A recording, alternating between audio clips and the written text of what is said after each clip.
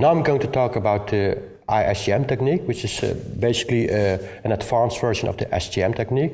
ISGM stands for iterative selective gradient masking, and basically it's the same as the SGM technique, but the only difference is that you are going to repeat certain specific steps in this procedure to come up with the result that you had in mind.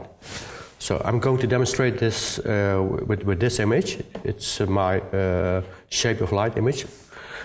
I also won an award with this image. What I'm going to do is to create a streak of light here. Well, I'm going to enhance the streak of light that you see here, and I want to do that in a very, very subtle way. So I'm going to duplicate this layer first. I'm going to add a third layer so I can compare the before and after situation, and I can restore parts of the image again. So I always create two duplicate layers.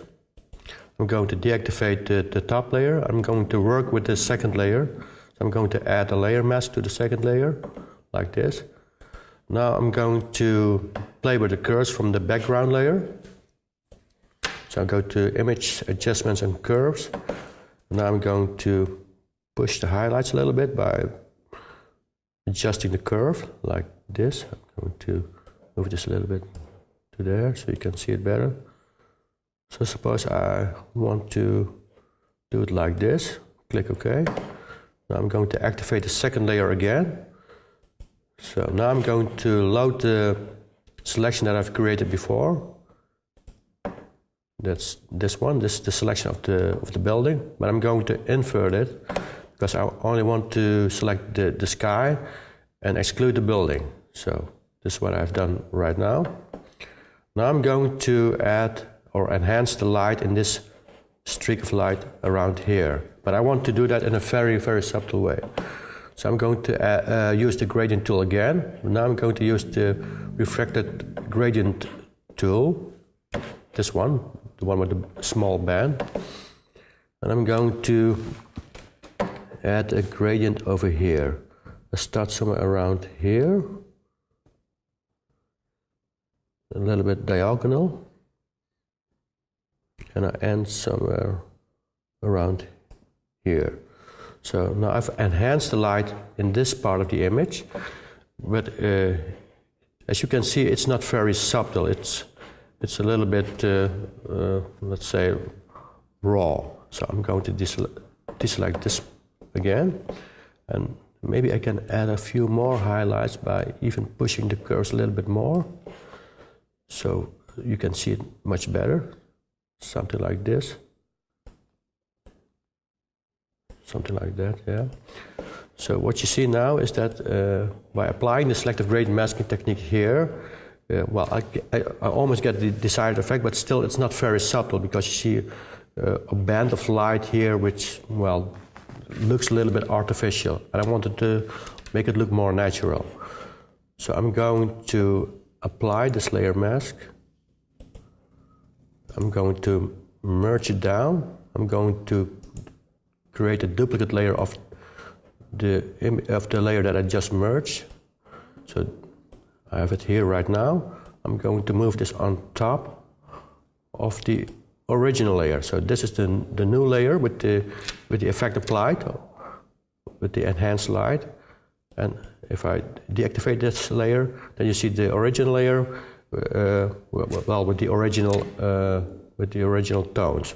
So I want to restore parts of this layer back into the new layer. So the enhanced light would look more natural. The streak of light would look more smooth and subtle.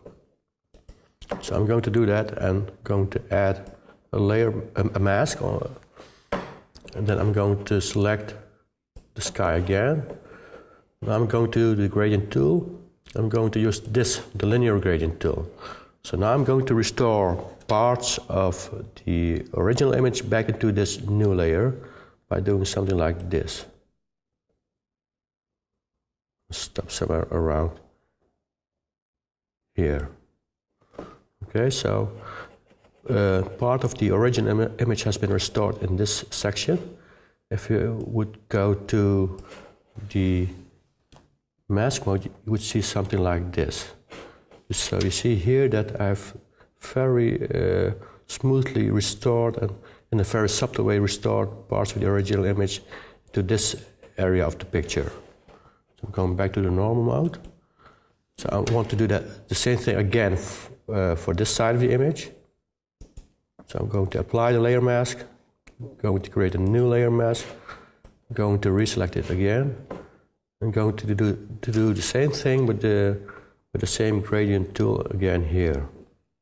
Start over here, go to there, and stop here. So you see that part of the original image has been restored in this section of the image, but still it doesn't look good enough to me, because I also want to restore parts of the image from top to bottom and from bottom to top. So I want to, let's say, reduce the width of the band of light that I've created around here by restoring parts of the image around this area and around this area. So I'm going to apply this layer mask, and I'm going to create a new layer mask, reselect it again. I'm going to use the same gradient tool.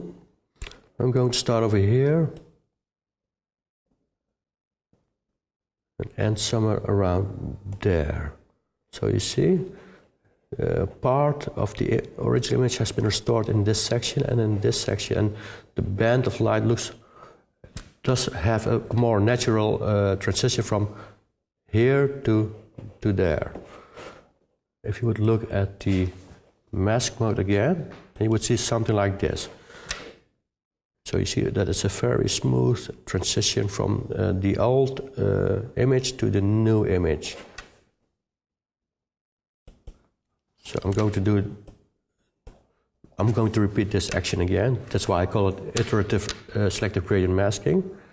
So I'm going to add a new layer mask, and I'm going to do the same thing again from bottom to top. So like this.